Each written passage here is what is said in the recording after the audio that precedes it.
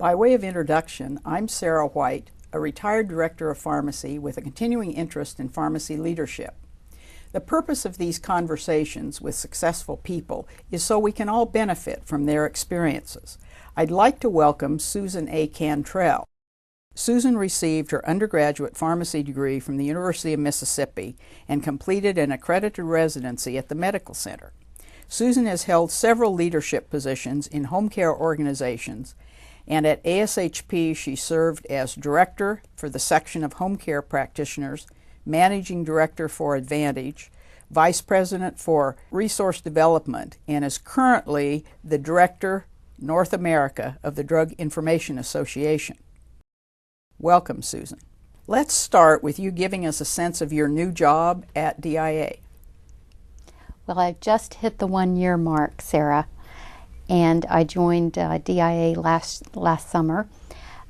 It's been a challenge, but it's also an exciting opportunity. DIA is a global organization.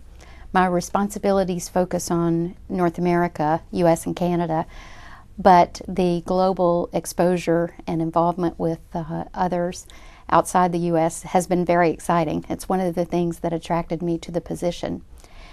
I have had to do some restructuring within my part of the organization, which has been a little bit challenging, but also it set us up for future success as we address the evolving marketplace that we operate in, as well as our changing customer base. So a lot of challenges, but at the same time a lot of opportunities and a great deal of excitement. So it's been fun so far. So what was attractive to this new position? You'd been at ASHP almost 20 years. I had. It was a really big move for me, and not a move actually that I was looking to make. I wasn't seeking a new opportunity. I loved my work at ASHP and have always enjoyed being part of my own professional community and serving the membership in that way.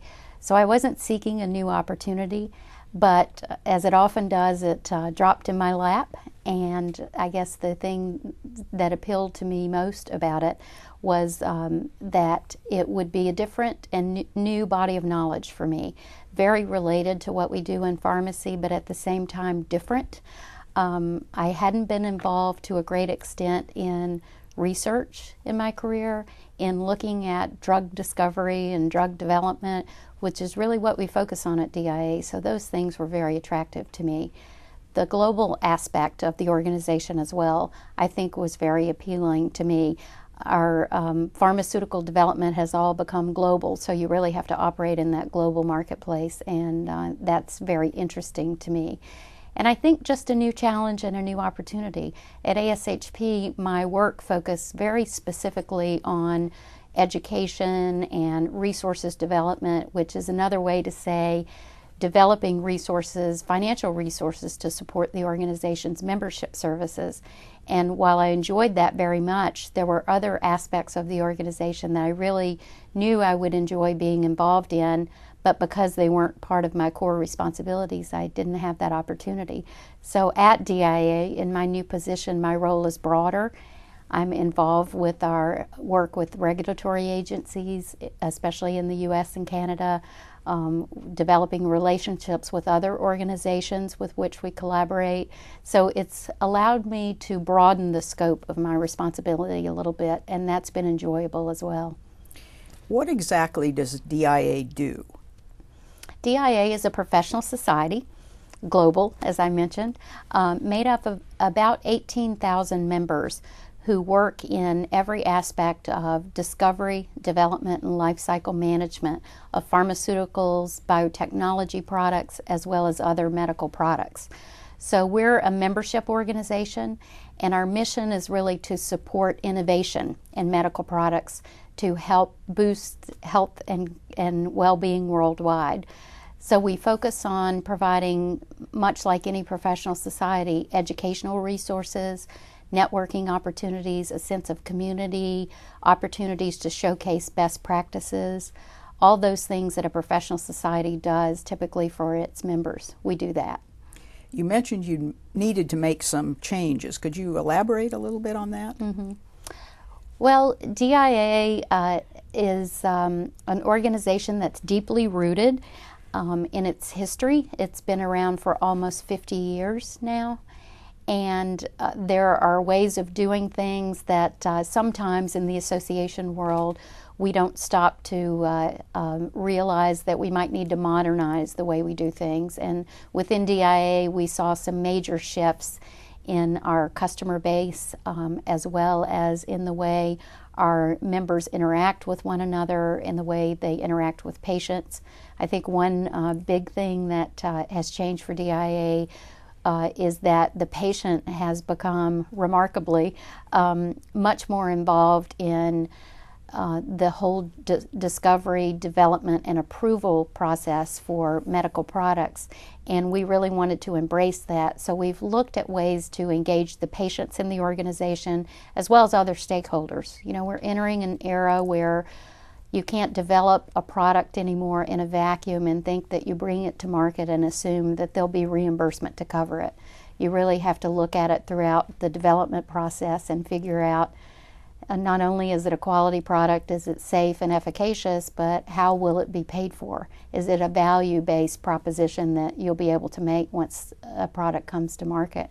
So we're looking at a whole new stakeholder community that we've had to engage. And we really needed to look operationally at how we set ourselves up to be able to do that. So some of the changes have been related to that, as well as new technologies. We do a lot of education and training, as well as providing information and knowledge resources for our members. Technology has changed so much in a very positive way, but we also have had to look at do we have internally the resources and the structure to be able to accommodate our ability to embrace those new technologies. So really just a period of modernization. I had the benefit when I joined the organization of having such a great staff of very experienced professionals who came from a number of different backgrounds, but they really knew their jobs and they were eager to take on new responsibilities and also to think about things in a different way. So it's been a journey that we've been making together, but it's been very exciting so far. And being new in the organization, how did you attempt to build relationships with especially your direct reports? I think that's one thing I've learned in my career is that probably to a certain extent because pharmacy is a relatively small community, building relationships and collaborating with your colleagues is key to success. You're not going to be successful without it. And so I hope that over the years I've learned to do that more.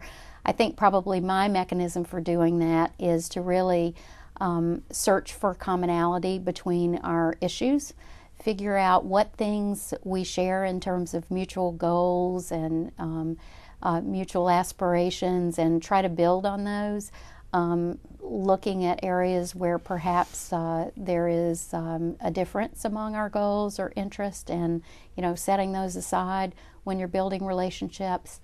But I recognize the importance of it, and it's something that I've really worked to do because I think collaboration is so key to success. How often is a woman found in top executive positions in professional organizations these days? Well, actually, there's a glimmer of hope there. When we look across the landscape at so many industries, there's really a deficiency of women at the top levels of many organizations. I think in the nonprofit world and in the association world, we're a little bit better off than most industries. From data I've seen, about 45% of all nonprofit organizations are led by women executives, which is much higher when you look at, for example, the Fortune 500 companies. There are 20 Fortune 500 companies that are led by women, 4%. That's a really small number. Of course, in the nonprofit world, as the organizations get larger, the budgets increase, the numbers do drop. But at the same time, there are so many good examples and role models of successful women in the nonprofit world that we can look to for advice and guidance and mentorship. I think that's a positive story. You've been involved in some initiatives for women. Would you talk a little bit about that? So unlike in the nonprofit world, when we look at the segment of healthcare businesswomen represented really by DIA, which for a great extent would be women who work in the industry, in clinical research, regulatory affairs, medical affairs type positions, as well as women who work for regulatory agencies, both in the U.S. and throughout the world, women who work in academia, especially in research type positions. That's kind of our core audience. When we look at those, the numbers are significantly less than what we see in the nonprofit world. Women tend to ascend to a certain level in these organizations, but not that many make it to the higher levels, the C-suite type levels. So it's very different. And we at DIA have realized that. We formed an alliance with the Healthcare Businesswomen's Association, and we launched an initiative a few months ago to really look at that from the standpoint of providing women the leadership skills and skills development that they need in order to ascend to these positions. And you know, Sarah, it's been such a learning experience for me. I have to say, at no point in my career have I felt like, fortunately, I've been held back or at a disadvantage at all because I was a woman. It just has not happened to me. I know there are a lot of women who can't say the same, but in my personal experience, it's not something that has challenged me at all. And so this has been a real learning experience for me. One thing that we've learned through this initiative so far is that there are some very real and also soluble issues that we've identified that challenge women to move into these higher level positions. One example, surprisingly, is that women aren't the best networkers in the world. You know, if you look at some men who ascend to leadership positions and to the higher level executive positions, they're able to build their network of people. They're able to latch on to a role model and identify a person who can help them, mentor them, and help them develop the skills that they need, and also, quite frankly, position them with the right people to make those moves. We as women, according to the data that we've uncovered, don't necessarily do a great job at that. So that's one area that we've identified for development. And the other thing is looking at how we position ourselves. Sometimes we're accustomed to being behind the scenes, a support role, if you will, in many areas. And so we don't necessarily think that we need to be out there marketing ourselves. We need to be out there making our value proposition, saying, here's what we have contributed to this organization, and I want to be recognized for those contributions. So that's another area that we've identified to focus on. And then another one, which I think is really interesting, and we're not quite sure how to tackle this, but I think it is a challenge for many women, is that at certain points in their career, women are often, in many households, certainly not all, but looked at as having a dual role. They're the caregiver, the primary caregiver if they're children in the home or elderly parents, but they're also a breadwinner and a contributor to the household income. And so they have a dual role, and those two roles are very challenging. So it often makes women reluctant to step up to the plate to take on the more difficult assignments. And sometimes those more difficult and challenging assignments are what you get recognized for. So that's a challenge that we don't really know what to do about yet, but it's one that we've identified through this initiative. We have a one-year plan in place for now, but we expect that we'll continue the initiative longer. But so far we've gotten a tremendous amount of enthusiasm, excitement, and support for it, and we'll be hopefully providing some excellent services to help boost the level of leadership. That makes a great segue into using your experiences. How have you integrated your life? Because you're a woman who has that dual role. It's not always easy, is it? And I don't think the challenge is unique to women either. I look in my own personal life, my husband and I, we both have challenging positions, and we always have. And I can say that in my case, that's really been the key to being able to do what I wanted to do and work to advance my career and to have the flexibility to take on new and challenging roles, is because I have such a really good support system at home. and I hope my husband thinks the same. We really have a sharing of responsibility. There have been times that one person's career has had to take precedent over the others in some of the decision making. Moves, for example, that we've made often have been related more to his job than to mine. But of course now I'm traveling every week and away from home frequently, and so he's had to then take on a very different role, although at the same time he has a challenging job himself. So we've somehow managed to share that responsibility, and for me it's been all about having that support system at home, that sharing of responsibilities, and also that concept of equality between the two of us. It's like, you know, for this 5-year period of time, it might be my career taking the lead role or driving some of the personal decisions that we've made with our family. And in the next 5 years, it might be his. So it's been a real sharing. And I can tell you that I would not have been able to do many of the things that I've done. For example, my role with ASHP, when I relocated to North Carolina a number of years ago because of my husband's job, but I had the flexibility at that time to be able to work part-time or not at all, spend a little bit more time on the golf course if I wanted to, because that was a commitment that we had made together. So what it allowed me to do is take a part-time role with ASHP to create this new division that they were developing and be able to lead that, which quickly grew into a full-time role. But it gave me the flexibility that I needed in order to do that. So it's been a really good partnership, and that's been the key to being able to have this flexibility.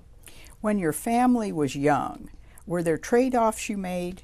Could you discuss some of those for the audience? Absolutely, and I would say probably travel, you know, is the most challenging because in an ideal situation, we would want for one of us to be at home all the time.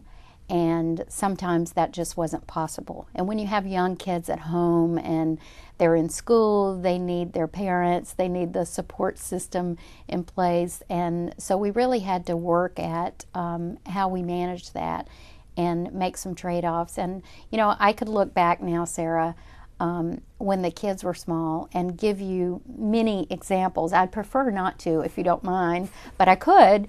Many examples of where I was faced with a decision, or my husband was faced with a decision of, I need to do this for work, but I need to do this for home.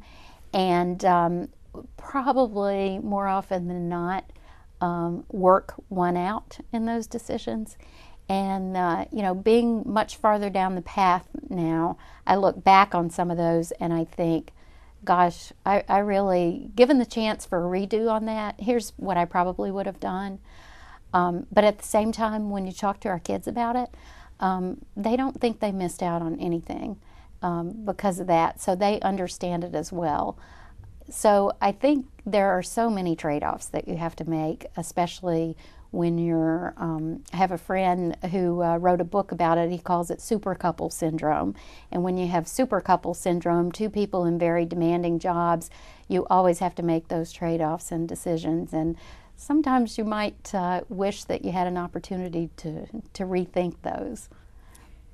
Did you, my term, buy services like maids or nannies or things to help you? Absolutely, we did. Especially not so much nannies for a live-in type of arrangement, but when we both traveled, we certainly had to have reliable childcare. And so we were really fortunate to be able to find often the grandmother types, women who had retired from work but were looking to pick up a little extra money and really enjoyed being around children. And I know when we lived here in the Washington area, we had a woman who stayed in our home to keep the children, and she really enjoyed the kids, and so she would call and ask us to take them to amusement park or a play or what have you. And so really, when you can find someone like that who shares your values for child raising and is interested and motivated, likes to be around kids, maybe even has grandchildren, but they're not close by, then that's a great situation. And that really got us through a lot of the time. And now that you have grandchildren, does that change any of this? And you're still both active in your careers. We are.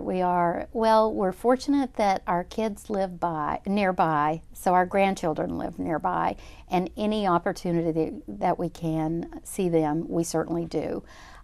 So yes, it does, because I would imagine as the grandchildren get a little bit older, all those Little League games and soccer games and dance recitals and things, as grandparents will want to attend. And so, yeah, I may be faced with some of the same challenges and decisions as I was when our kids were small. It doesn't make it any easier, but, I think the key to that is we talk so much about work-life balance. I prefer to use the term work-life integration, because that's really what it is to me. It is integrating those two parts of your life in a way that feels comfortable to you and your family. And there's no magic formula for it.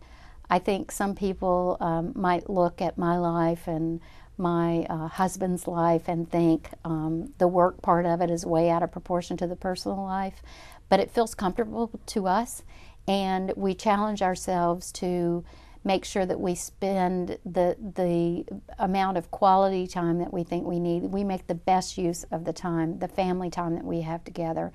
And so I think it's all about, there's no magic formula for it. There's no percentage that you should try to achieve. I think it's all about what feels right to you and your family. And so that's what we strive for. Career-wise, where do you see yourself in 10 to 15 years? Well, that's hard to say, Sarah. I try not to predict because my career pathway has been somewhat unpredictable, to be honest with you. When I look at my expectations of my pharmacy career, when I chose pharmacy as a career, I expected that I would be working in the community pharmacy. I grew up in a small town, and I worked at the pharmacy very young, and I saw myself behind that counter at the corner drugstore. And then once I got into pharmacy and I learned some of the many career opportunities that we have, certainly one of the wonderful things about our profession, my interests changed quite a bit, and I realized hospital pharmacy was my pathway. And somehow in the process, I took a complete turn, and I became an association executive. And yes, in a pharmacy association, and now in a healthcare-related association, so still related, but not at all the career path that I set myself out on so many years ago when I was in pharmacy school. So I'm a little bit nervous to predict because, sometimes serendipity plays a role in our career choices as much as we might not like to admit it. So where I see myself in 10 to 15 years, though, I really enjoy the association world. I think there's so many opportunities in associations. I can't get far from healthcare. There's an association for everything, especially in the Washington, D.C. area. But I don't see myself moving out of the healthcare area. But I really do see myself staying in the association or nonprofit world. It gives you so many opportunities, and there's a service component of it in terms of serving your membership and your constituents that I really enjoy. So I'd like to say that in some role within an association is where I'll be and where I expect I'll finish out my career. But that could change. So drawing on your career experience, what career advice do you have for the young people in our audience? I think one important thing is, yes, you need to develop a path. You need to set goals for yourself, and you need to have some ideas of where you want to go. But don't close your mind. Don't stay so focused on that you might lose sight of new opportunities that could really be enriching and fulfilling for you. And that's exactly what happened to me. When we moved to the Washington, D.C. area 20 years ago now, it was a job move for my husband, and I had been involved with ASHP in a volunteer type capacity member of the House of Delegates, very involved at the state level in our state society, and I really enjoyed the volunteerism aspect of association work. So when we made the move to Washington, I was looking at some potential career opportunities, and at the top of my list was I'd like to work for ASHP. Now, I really didn't care what the job was at the time. I just knew that that was my professional home, and I thought I would really enjoy working for ASHP, whatever the role was. And so I set my sights on an opportunity at ASHP, and I was hired at ASHP for a very different opportunity, but nevertheless one that was well suited for me. And 19 years later, I was still there. It was exciting to me, but had I not opened up my mind to the possibilities that might have existed, had I stayed on that track of this is exactly what I want to do, I might not have entertained that, and I think I probably would have missed out. So stay open-minded, and don't hesitate to look at a new opportunity, even if, like I did last year, you've thought, no, I'm not interested, I'm not looking for a job, I like the one I have. Sometimes it's not a bad idea just to look and see what opportunities are out there, and explore the unknown a little bit, because you never know what you might find. Excellent advice. Having worked with you personally over the years, I admire your ability to get things done without getting tied up in laborious processes. I want to draw you out on how you've developed your innovative approach, or being willing to do things differently. And so let's step back now and sort of review your career. How did you initially get into pharmacy? Why pick pharmacy? Oh gosh, that goes back a long way, Sarah. I, at the age of 14, went to work for a pharmacy. And it was the corner drugstore in my hometown. I can remember it so well. I have two older sisters, and my oldest sister worked as a clerk in the pharmacy part-time while she was in high school. Then she had an opportunity to move to the hospital as switchboard operator in the evening. And so when she left the pharmacy, my middle sister took her job. And then she had an opportunity to do the same thing, move to the local hospital. And so I hopped on my bicycle, rode to the pharmacy, and applied for the job and got hired right away. So at the age of 14, I started working for in a pharmacy, and I really enjoyed it. I got to see the dynamic with the customers. I don't think that I was looking at it so much in the scientific sense, but really as a customer service type role, the interaction with the people, and the pharmacist that owned the store that I worked for was a really good role model, well respected in the community. So it was inspiring to me. And I decided at that point I only wanted to be a pharmacist. And if I hadn't gotten accepted into pharmacy school, I'm not exactly sure what I would have done, but it was all I wanted to do. So why do a residency? Well, that quite frankly was a matter of serendipity as well. As I entered pharmacy school again, thinking that I would move into a community pharmacy role when I graduated, I did a rotation in a hospital pharmacy, and it was very eye-opening to me. I realized that was what I was meant to do at the start of my career. Hospital pharmacy was just absolutely the right fit for me, and I enjoyed it so much. And I had the benefit, too, of working in that rotation for a woman director of pharmacy who was very inspiring, and again a good role model, a good person for me to look at and say, you know, I can model myself after this. She exhibits great leadership qualities, and she's someone I'd like to be like. So that was a great experience for me. And so the plan at that point was to look for a job in hospital pharmacy. But as luck would have it, I attended during that rotation a meeting of the Mississippi Society of Hospital Pharmacists at the time, and along with one of my preceptors. And I met someone who anyone viewing this video will likely have heard of, and that's Bernice Breland, wonderful leader in the profession, very inspiring person.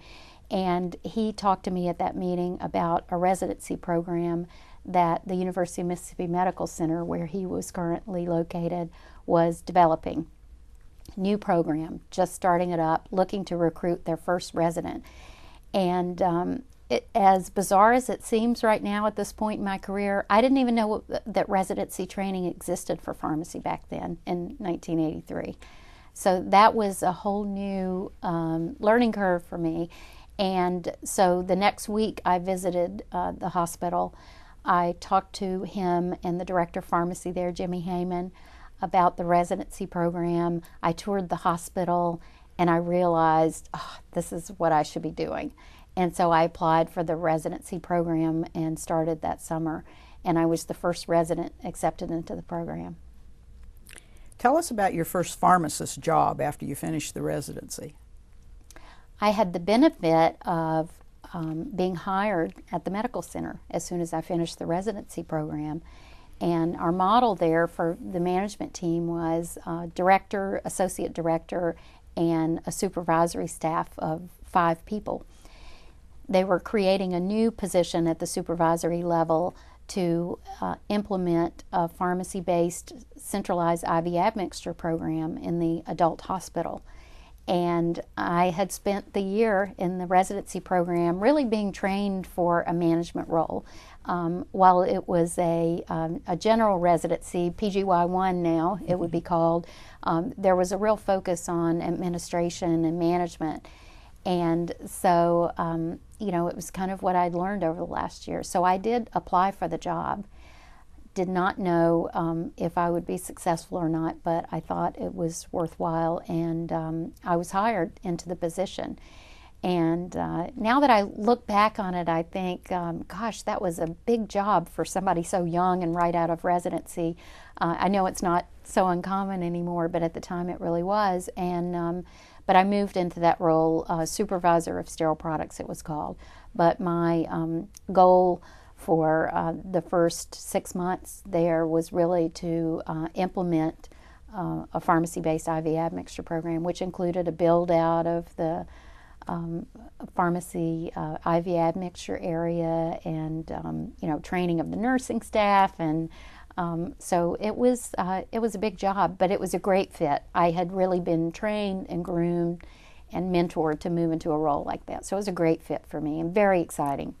Were there learnings that have benefited you the rest of your career from that first position? Oh, absolutely. I can't even tell you how many.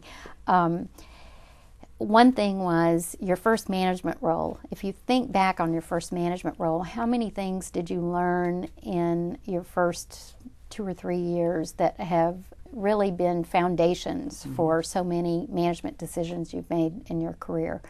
For me, I guess one significant thing was that I had spent a year in my residency program working as a very junior member of the department and learning from some of the very people that I would then be supervising in this new role. And that can be a little bit challenging for you as well as I think for those people, because yesterday you were their student and next week you're their supervisor, you're their manager. So that was a little bit of a lesson for me, is how do you ascend from one level to the other and develop the credibility that you need in order to work effectively with your staff. You asked me earlier about how do you develop relationships, and I think probably that experience for me was the foundation of being able to develop relationships with staff and work closely with them. And you really have to have credibility as a manager, and so that was somewhat of an uphill battle in my first job, only because of where I came from. So that was a powerful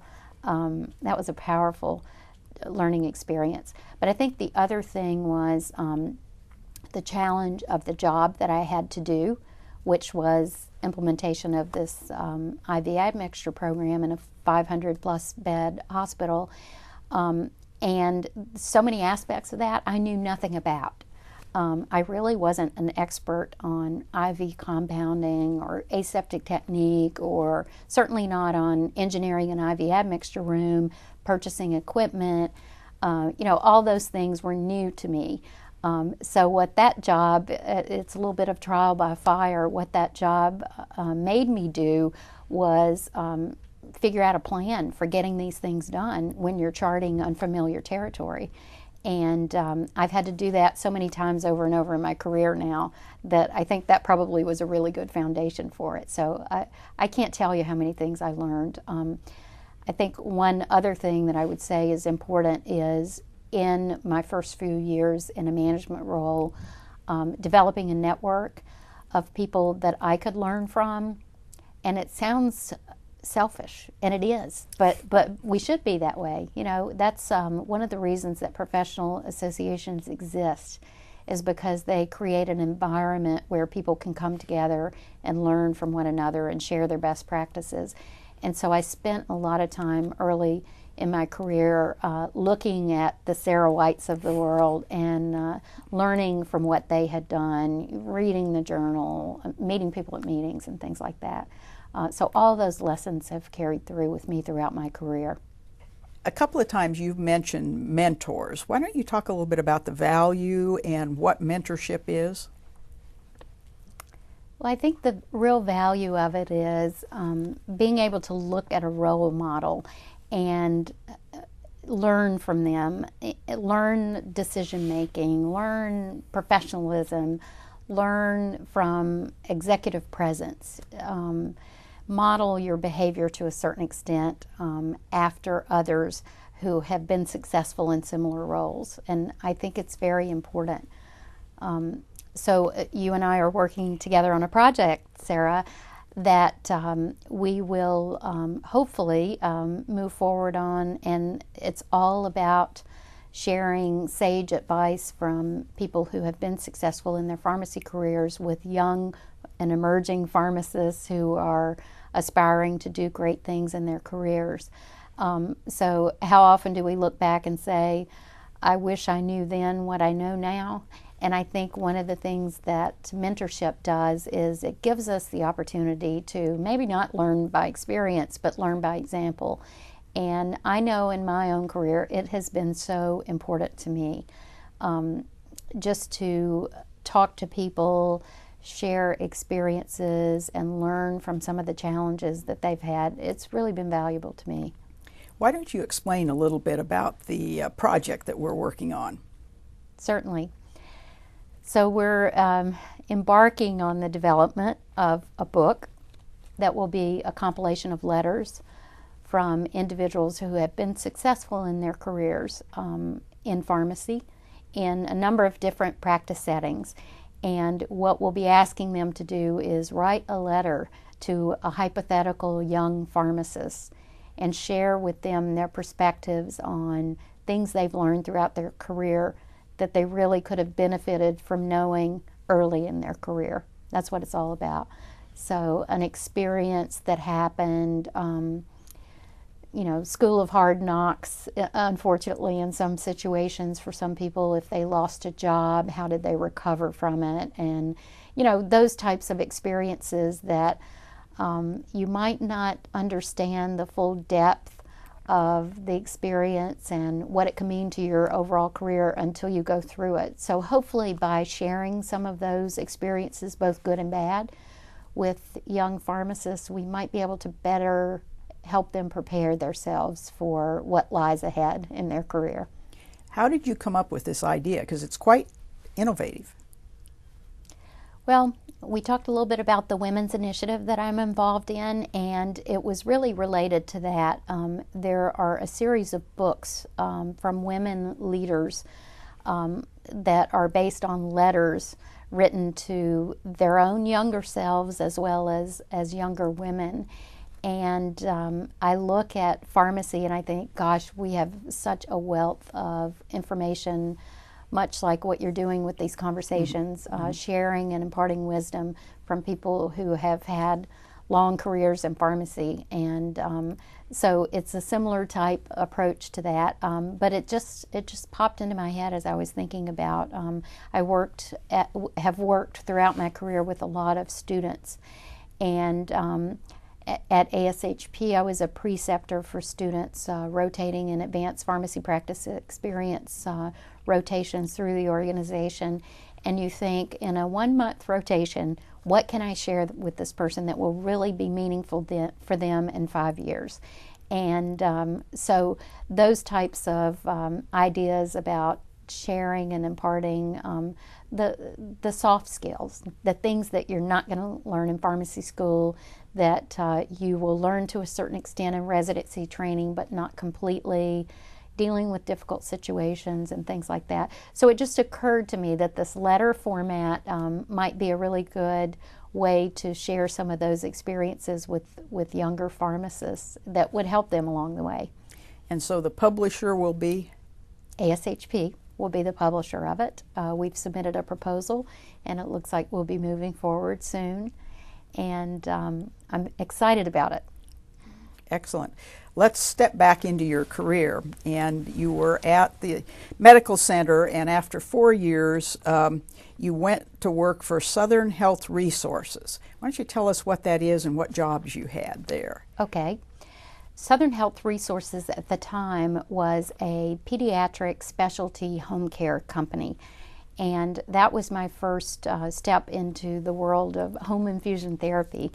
And it was at a time when that whole industry was really relatively young and emerging. And so it was a really exciting time to be involved in it. I took the role of pharmacy manager at a new facility that the company was opening.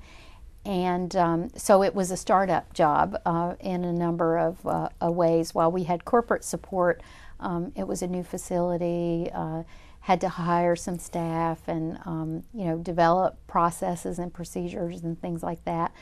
And it was also a time in the industry where, in the home infusion industry, where we had to make our case for why certain therapies, high-tech type therapies that traditionally had been delivered only in the hospital setting, could be done safely, more efficiently, and in a more patient-friendly manner in the home setting. So it was really an exciting time to be in home care. A real challenge for me to leave, because hospital pharmacy was my career pathway. I wanted to be a director of pharmacy in a hospital. And so I had to do a lot of soul searching when I was presented with that opportunity. But I decided to give it a try, and it was a very positive experience for me. So then you moved on to ASHP. What influenced your decision? So the move to ASHP was a geographic move in some ways. We were relocating to the Washington, D.C. area. I had been involved with ASHP in a volunteer capacity, and ASHP was my professional organizational home. So I had a significant attraction to the organization, and I had enjoyed my volunteer work, and I thought, well, I see other pharmacists working there. They're making a career out of this, so maybe I could do it as well. So the position you came into ASHP as, talk a little bit about that. I was hired by ASHP with the title of Director of Home Care and Managed Care, which in 1992 were two still emerging areas. Home care, I've mentioned, managed care as well. ASHP was getting more familiar with the payer community. Managed care was becoming much more important in pharmacy benefit management. And so it was a really important emerging area for the organization as well as the profession and healthcare in general. And so I had the dual role of home care and managed care initially when I was hired at ASHP. I shortly thereafter had a change in my role as the ASHP Board of Directors made a decision to create the first membership component group, which at the time was the ASHP section of home care practitioners. I became the staff director of that section. You mentioned component groups. Talk about what those are and their value. Well, component groups within ASHP, and the home care section was the first, existed really and still do for the purpose of focusing society resources and attention on a particular area of practice. So for the ASHP section of home care practitioners at the time, what we found was we had an increasing number of members, and most of those members had been in hospital practice, and they moved from hospital practice into the home infusion therapy setting. And they had a unique set of needs. Quite frankly, it was the time when the Centers for Medicare and Medicaid Services, actually back then it was HCFA, Healthcare Financing Administration, was struggling with how to pay for or provide coverage for home infusion services. So there was a part of the advocacy platform that really needed the input of those members. They had some unique educational needs, because all of these therapies that we were providing in the home setting, for the most part, had traditionally been done just in the hospital setting. So how do you do that in the home? What kind of equipment do you need? How do you train the caregivers? All of these things that we as pharmacists needed to learn. ASHP obviously was the logical place as our association home to provide that education, but we needed a forum to help develop that, and we needed those thought leaders to assist in that process. So we really had, the segment of the membership had a unique set of needs, and the organization recognized that. ASHP said we really need to focus in on how we're going to meet the needs of these members, and the current structure isn't necessarily set up to do that. So the idea of creating a section of the membership grew out of that, and the home care section was created, became very successful fairly quickly, generated a lot of excitement among the members because their needs were being met. We even had a dedicated home care meeting, interdisciplinary meeting, back in 1994. And the second section was the section of clinical specialists, now section of clinical specialists and scientists. And that was the second group, and it basically replaced the old specialty practice group model that had been in place and created an organizational home for those specialists. And of course now the model has evolved, and you have other sections within the organization.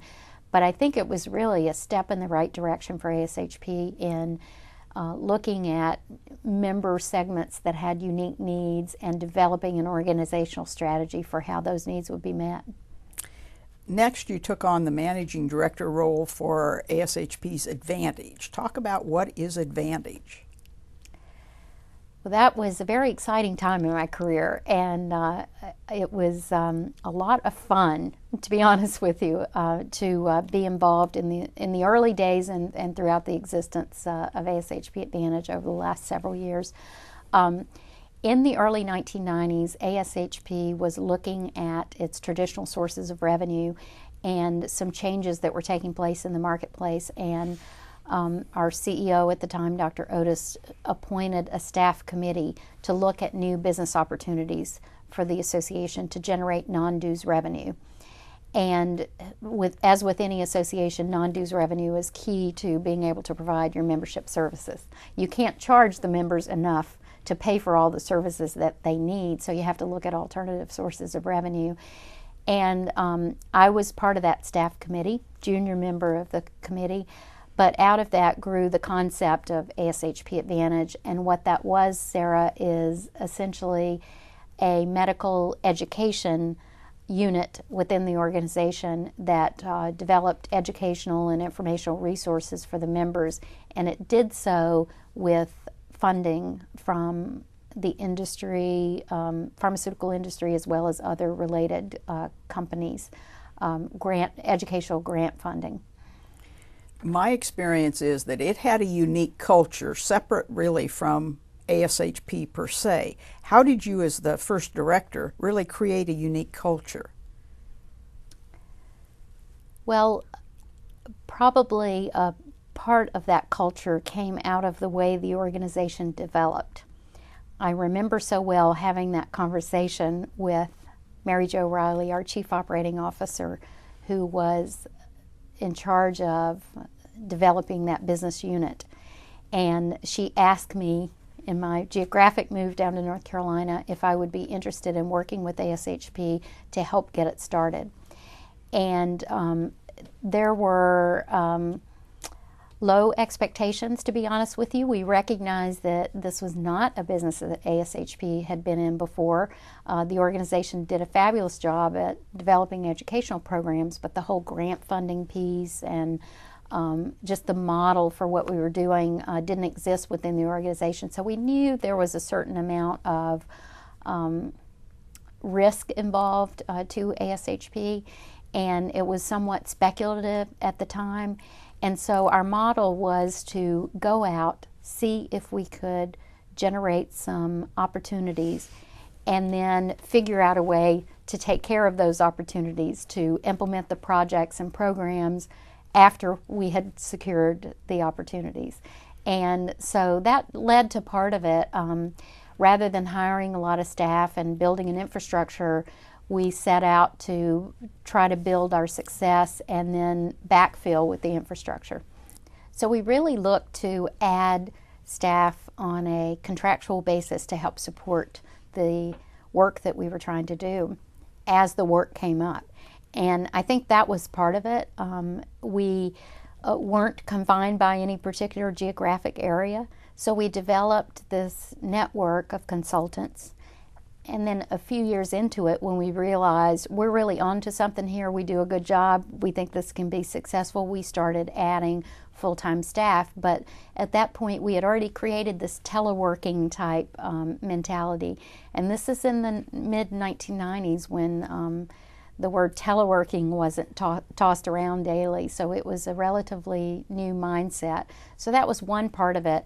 And I think the other part of it was we developed a culture of quality and innovation. We wanted everything that we did to be unique and different, educational opportunities that people might not be able to get elsewhere, but also of the highest quality, so that people knew what our standard was. When they participated in a program that we had provided, they knew that they were going to hear a world-class speaker. They knew that they were going to receive cutting-edge information, and they knew that they were going to have a very positive customer service experience.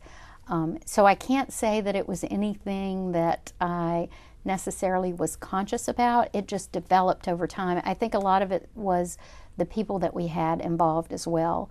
Right out of the starting gate, we were able to get some really quality people that have this commitment to doing great work. And when you look at that group now, you see that's exactly the people that are there. They're people who have very high standards. They know how to innovate.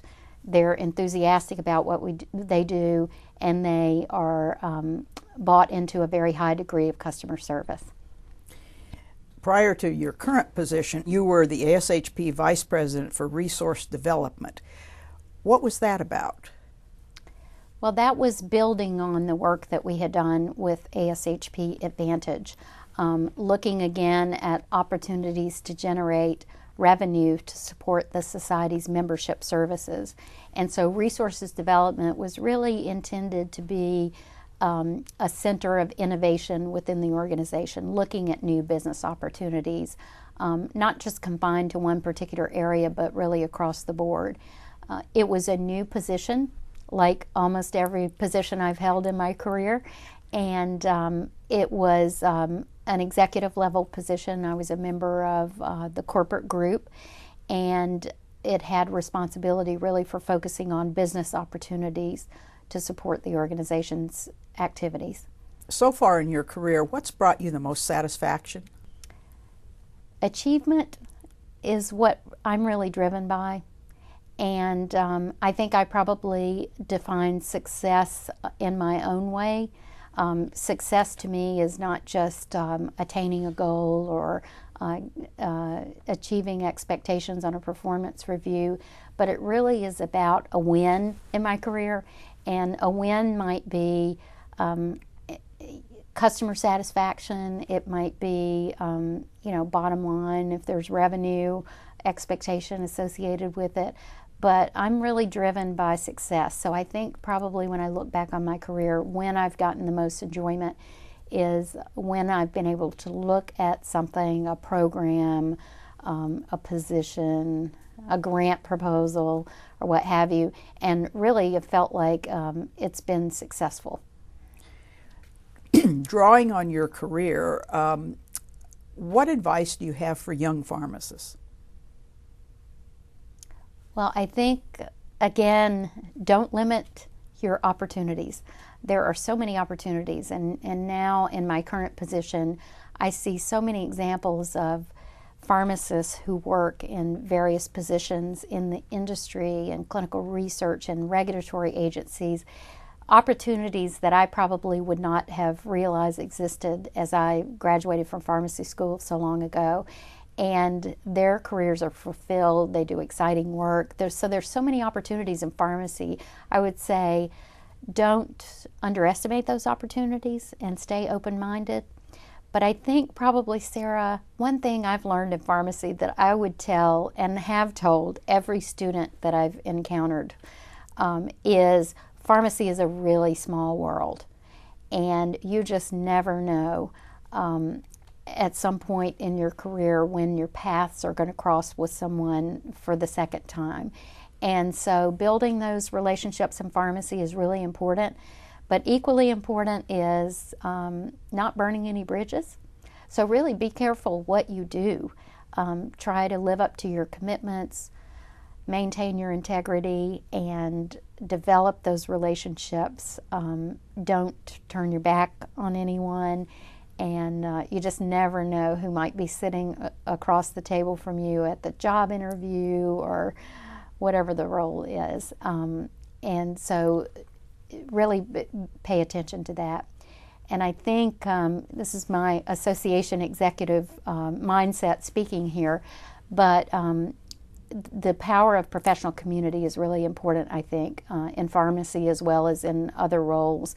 And so we should give back as well through our work with professional associations. So as you move through your career, once you are attaining the goals that you set out for yourselves, remember that there's an opportunity for you to give back to those young pharmacists.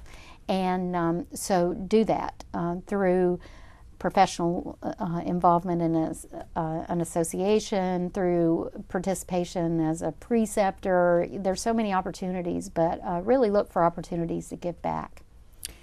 I know you're working on a graduate degree. Do you want to comment to the younger people about if you had your career to do over again, what you would do with regard to that?